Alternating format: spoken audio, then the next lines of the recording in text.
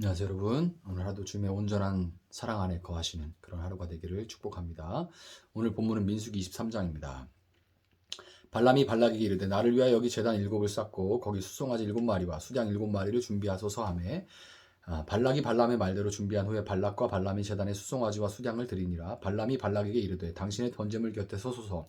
나는 저리로 가리이다. 여호와께서 혹시 오셔서 나를 만나시리니 그가 내게 지시하시는 것은 다 당신에게 알리리이다 하고 언덕길로 가니 하나님이 발람에게 임하시는지라. 발람이 아뢰되 내가 7제단을 쌓고 각 제단에 수송아지와 수장을 드렸나이다. 여호와께서 발람의 입에 말씀을 주시며 이르시되 발락에게 돌아가서 이렇게 말할지니라. 그가 발락에게로 돌아간즉 발락과 모압의 모든 고관이 번제물 곁에 함께 섰더라. 발람이 예언을 전하여 말하되 발락이 나를 아람에서 모압 왕이 동쪽 산에서 데려다가 이르기를 와서 나를 위하여 야곱을 저주하라. 와서 이스라엘을 꾸짖으라 하도다. 하나님이 저주하지 않으신 자를 내가 어찌 저주하며 여호와께서 꾸짖지 않으신 자를 내가 어찌 꾸짖으랴. 내가 바위 위에서 그들을 보며 작은 산에서 그들을 바라보니 이 백성은 홀로 살 것이라. 그를 여러 민족 중에 하나로 여기지 않으리로다. 야곱의 티끌을 누가 등이 세며 이스라엘의 4분의 1을 누가 등이 세고 셀고 나는 의인의 죽음을 죽기 원하며 나의 종말이 그와 같기를 바라노라 하매 발락이 발람에게 이르되 그대가 어찌 내게 이같이 행하느냐. 나의 원수를 저주하라고 그들을 데려왔거늘 그대가 오히려 축복하였도다. 발람이 대답하여 이르되 여호와께서 내 입에 주신 말씀을 내가 어찌 말하지 아니할 수 있으리이까.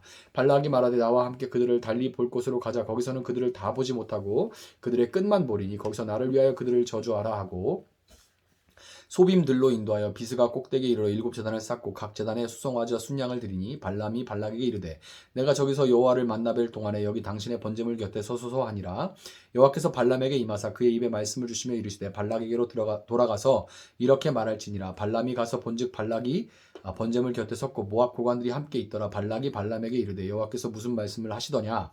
발람이 예언하여 이르기를 발락이여 일어나 들을지어다. 십볼의 아들이여 내게 자세히 들으라. 하나님은 사람이 아니시니 거짓말을 하지 않으시고 인생이 아니시니 후회가 없으시도다.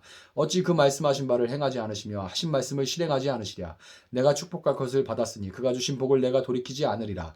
야곱의 허물을 보지 아니하시며 이스라엘의 반역을 보지 아니하시는도다. 여호와 그들의 하나님이 그들과 함께 계시니 왕을 부르는 소리가 그 중에 있도다. 하나님이 그들을 애굽에서 인도하여 내셨으니 그의 힘이 들소와 같도다. 야곱을 해할 점술이 없고 이스라엘을 해할 복술이 없도다. 이때 야곱과 이스라엘에 대하여 논할진대 하나님께서 행하신 이 어찌리 그리 크냐 하리로다. 이 백성이 암사자같이 일어나고 수사자같이 일어나서 움킨 것을 먹으며 죽인 피를 마시기 전에는 눕지 아니하리로다 하매 발락이 발람에게 이르되 그들을 저주하지도 말고 축복하지도 말라. 발람이 발락에게 대답하여 이르되 내가 당신에게 말하여 이르기를 여호와께서 말씀하신 것은 내가 그대로 하지 않을 수 없다고 하지 아니하더이까. 발락이 발람에게 또 이르되 오라 내가 너를 다른 곳으로 인도하리니 네가 거기서 나를 위하여 그들을 저주하기를 하나님이 혹시 기뻐하시리라 하고 발락이 발람을 인도하여 광야가 내려다 보이는 부올산 꼭대기에 이르니 발람이 발락에게 이르되 나를 위하여 여기 7제단을 쌓고 거기 수송아지 7마리와 수장 7마리를 준비하소서. 발락이 발람의 말대로 행하여 각 제단에 수송아지와 순양을 드리니라. 아멘. 자, 모압 왕 이 발락은 무당 발람이 온다는 얘기를 듣고 국경까지 나와서 왕이 무당을 영접했습니다. 왕체면이 참 말이 아니지만 당장 가까이 다가온 이스라엘을 물리치지 못하면 모든 것을 잃게 된다는 그런 생각에 더 이상 그런 왕의 채통 같은 건 중요한 게 아니었죠.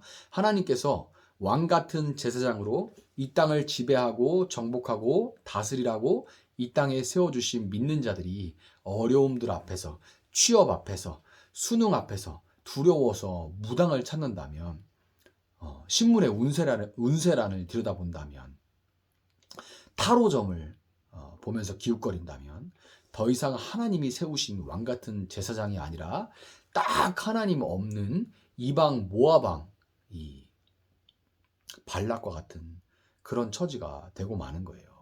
민수기 22장 38절을 보면 발락 앞에서 무당 발람은 짐짓 자신은 하나님이 주시는 말씀만 전할 것처럼 대단히 신령한 것처럼 이렇게 얘기하는 거죠. 나는 신령한 사람이야. 이렇게 말하는 거죠. 대단히 신령한 것처럼 그렇게 행동을 하는데요. 그의 말과는 다르게 본문 1절에서 그는 발락에게 바알의 산당에 제단 7을 쌓고 제물을 준비하게 합니다. 말은 그럴듯하지만 그는 그의 고객인 발락의 요구에 따라서 하나님이 복 주신 이스라엘을 저주하려고 서두르고 있었던 거예요. 하나님은 이스라엘을 복받은 자들이라고 하는데 지금 그렇게 막 준비하라고 빨리빨리 이렇게 얘기하고 있는 거죠. 고객의 요구에 맞춰서. 화려한 그의 말은 돈에 팔린 그의 비루한 내면과 탐욕을 위장하기 위한 것일 뿐이에요. 영적인 척하고 어쩌고 하는 것은 돈에 팔린 그의 비루한 내면과 탐욕을 위장하기 위한 것일 뿐입니다. 발람은 또 그를 초대하여 영접한 발락은 어떻게 그렇게 겉과 속이 다르게 하나님을 말하면서도 자신의 유익을 위해서 하나님을 이용할 수 있었을까요? 우리는 그것을 본문 4절에서 찾을 수 있는데요. 발람은 하나님 앞에 뭐라고 말합니까? 내가 7 제단을 쌓고 각 제단에 숫송아지와 순양을 드렸나이다. 이렇게 말하죠. 이게 무슨 의미예요? 제가 이렇게 정성껏 치성을 드렸으니 좋은 점괘를 좀 주십시오. 왕이 그걸 바랍니다. 좋은 점괘 좀 주십시오. 이런 뜻이에요. 이렇게 치성을 드렸으니까 드시고 좋은 점괘 좀 주세요. 그런 뜻입니다. 발람은 지극히 자기중심적, 다시 말해서 사람의 노력과 정성으로 신을 좌지우지할 수 있다고 생각하는 그런 무속의 세계관을 가지고 있었던 거예요. 이것은 발락도 마찬가지입니다. 그는 발람이 자신이 원하는 대로 이스라엘을 저주하는 대신 축복을 하니까 하나님 강권적으로 막 축복을 하게 만드시니까 발람이 어떻게 할 거예요? 그래서 막 축복을 말하거든요. 그러니까 이제 듣는 발락 기분 나쁘잖아요. 발락 물음 하잖아요. 그래가지고 장소를 막 어떻게 하냐면 이 참 은근과 끈기에 발락 포기를 안 합니다. 막 발람을 종용을 해가지고 장소를 막 옮겨가면서 이스라엘을 저주하게 합니다. 몇 차례에 걸쳐서. 그는 장소를 옮기고 재물을 풍성하게 드리는 인간적인 노력으로 신의 마음을 돌리려고 했던 것이고, 신이 이미 결정했는데 신의 마음을 막 돌려보려고 하는 거예요. 이런 그의 행동은 절박함에서 나온 거죠. 그렇지만 여러분, 우리가 착각하는 게 있어요. 우리가 절박하게 막 기도하면 하나님 움직여야 된다. 이런 생각을 할 때가 참 많습니다. 야, 정성껏 좀 기도해봐. 그리고 목사님이 기도해줘도 목사님이 좀 기도를 찐하게 막 해줘야 될 거 막 들으면 막 눈물 줄줄 흐르게 막 그렇게 기도해줘야지 약발이 좀 기도빨이 좀 먹힐 것 같지. 그냥 목사가 기도 이렇게 그냥 하면 뭔가 기도가 약발이 안 먹는 것 같아요. 이런 그 대표 기도 들어보면 사람에게 대놓고 감동적이고 사람 눈물 흘리게 하려고 하는 기도 엄청 많아요. 다 이런 세계관에서 나오는 겁니다. 맥을 같이 하는 거예요. 그런데 여러분, 하나님은, 우리가 믿는 이 하나님은 인간의 절박함이나 노력, 치성을 드리는 것으로 좌지우지할 수 있는 그런 분이 아닙니다. 그럼 어떻게 해요? 이렇게 생각할 수 있는데 여러분, 만약에 정말로 노력과 치성으로 하나님이 움직여주시는 그런 분이면 그건 우리에게 재앙이에요. 얼마나 노력을 하느냐, 얼마나 재물을 드리냐로 하나님 마음이 이랬다 저랬다 변한다면 어떻게 그런 신을 믿을 수가 있으며, 또 여러분이 얼마나 드린들 재벌들처럼 드릴 수가 있겠습니까? 그냥 한 번에 팍 드려버리면 되는데. 애지간한 사람 몇만 명이 모여도 재벌이 한 번 드리는 것만 못할 거예요. 정말 차별을 부추기는 그런 신인 거죠. 정말 계급 세우는 그런 신이 돼버리는 거예요. 근데 하나님은 그런 하나님이 아닙니다. 하나님은 나귀의 입을 통해 발람을 꾸짖으셨던 것처럼 19절에서 땅에 속한, 그것도 모압이라는 제한된 땅에 사는 티끌과 같은 발락이 감히 하늘의 하나님, 영원 무궁하신 하나님을 이용하려고 하는 태도에 대해서 준엄하게 꾸짖으십니다. 뭐라고 하세요?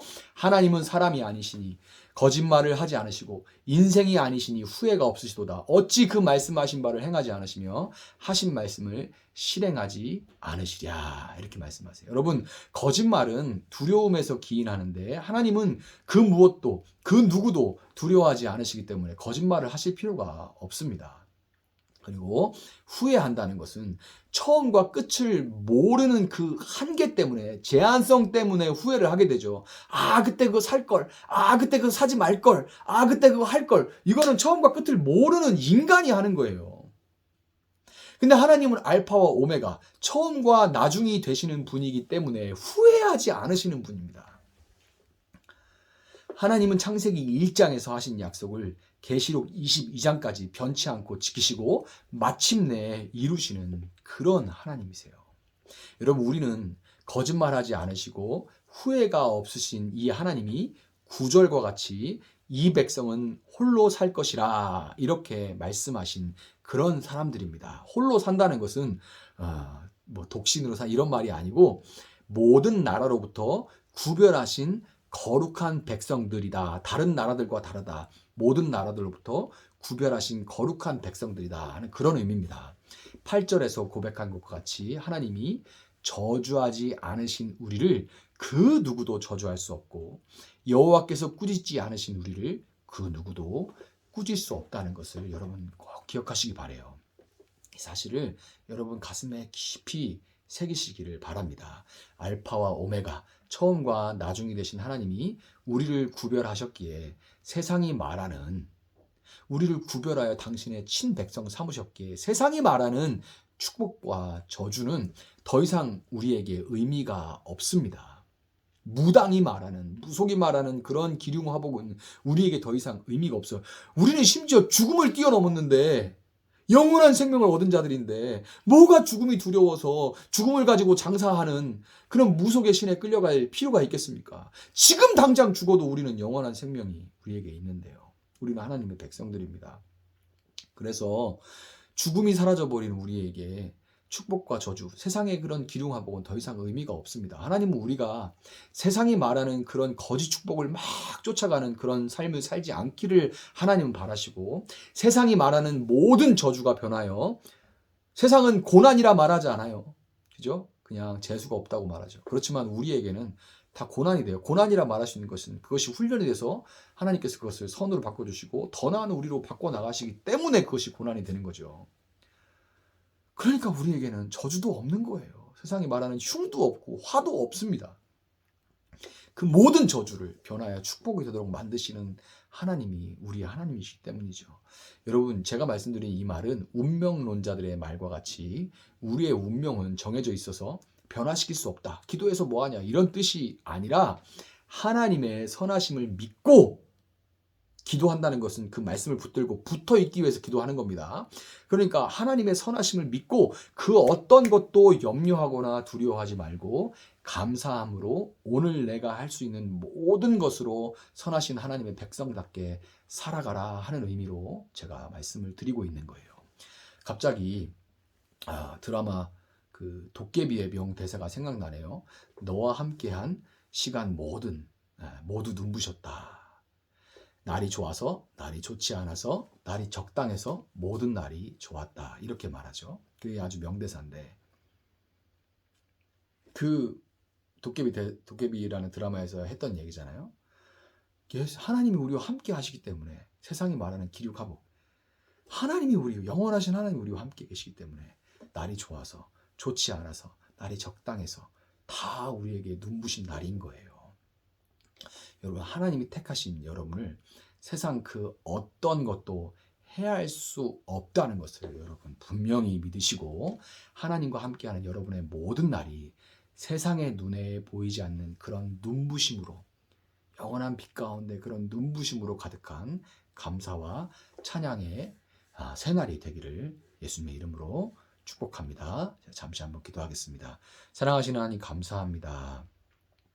이 하루도 주의 말씀으로 시작할 수 있게 하시니 감사합니다. 주의 말씀을 붙들고 가는 우리 삶 가운데 세상이 볼 수 없는 빛으로 가득하게 하시고 빛의 자녀답게 살아갈 수 있는 힘과 용기를 허락하여 주시옵소서. 감사하며 예수님의 이름으로 기도합니다. 아멘. 오늘 주시는 말씀 붙들고 계속해서 기도합니다.